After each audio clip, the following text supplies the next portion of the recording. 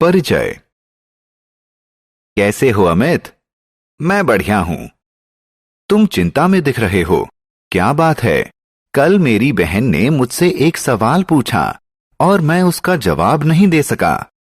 क्या सवाल है? क्या मैं इसे हल करने में तुम्हारी मदद कर सकता हूं? उसने पूछा कि ऐसा क्या है जो हमें फल भी देता है और लकड़ी भी, जो धरती पर पैदा हो सकता है और पानी में भी, जो घर में पाया जाता है और जंगल में भी। यह तो बहुत आसान है प्यारे। उन्हें वनस्पति या पेड़ पौधे कहते हैं। आओ सीखें।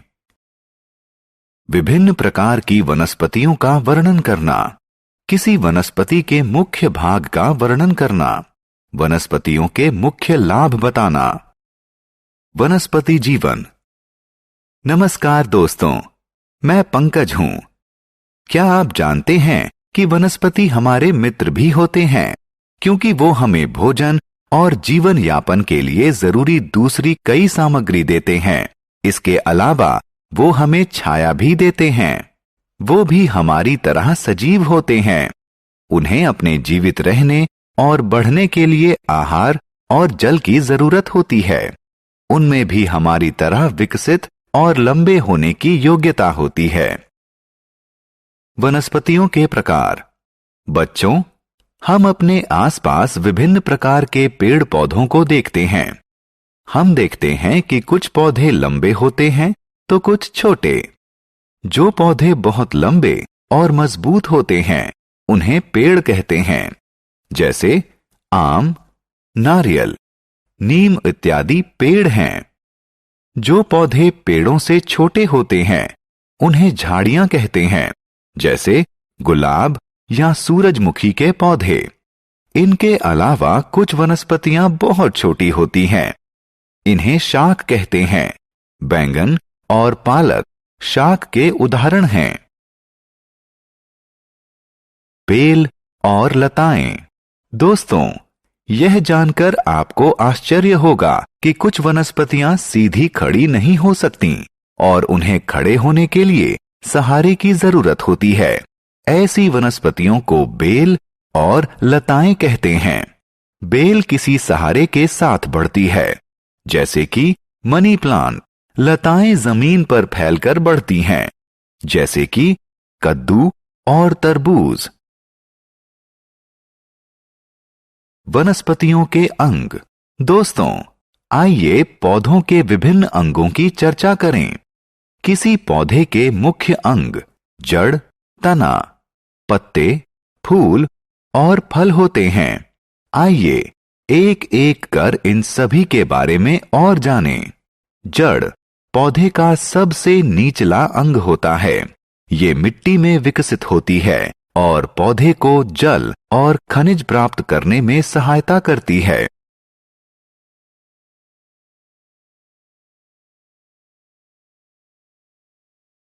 तना और पत्तियां। पौधे का अगला अंग तना होता है। पौधे के कठोर भाग को तना कहते हैं, जो जमीन के ऊपर उगता है। यह पत्ते, फल और फूल को वहन करता है। तना पौधों को सहायता भी देता है।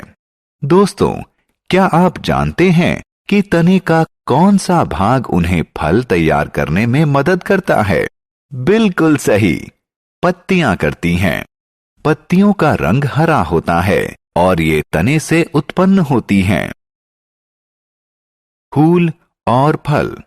दोस्तों, आइए अब हम पौधे के सबसे आकर्षक और सुंदर भाग यानी फूल के बारे में जानें।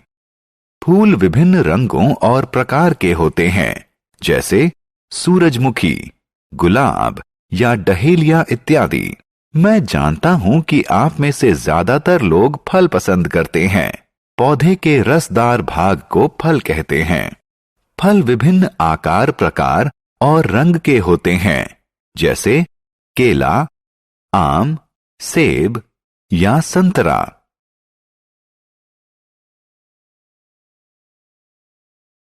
बीज। जब हम सेब काटते हैं तो उसके अंदर क्या देखते हैं? हाँ, बिल्कुल सही, हम छोटे भूरे बीज देखते हैं। दूसरे फलों के अंदर भी बीज होते हैं, जैसे पपीता और आम। क्या आप जानते हैं कि नए पौधे का जन्म बीज से होता है?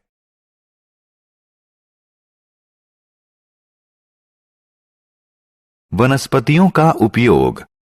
बच्चों, हम जानते हैं कि हम पौधों से खाने की सामग्री प्राप्त करते हैं। भोजन सामग्री के अतिरिक्त हम पौधों से अन्य बहुत सी चीजें प्राप्त करते हैं।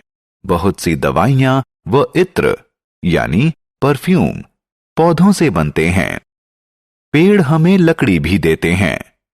कुछ स्थानों पर लकड़ी से घर भी बनते हैं।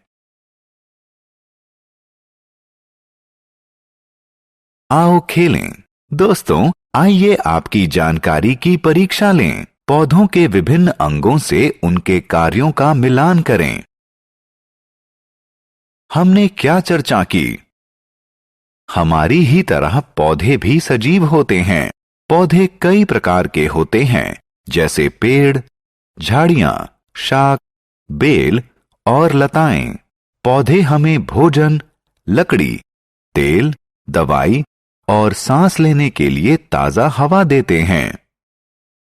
Thank you for watching. Subscribe for more fun lessons. Happy studying. Check the description for the notes.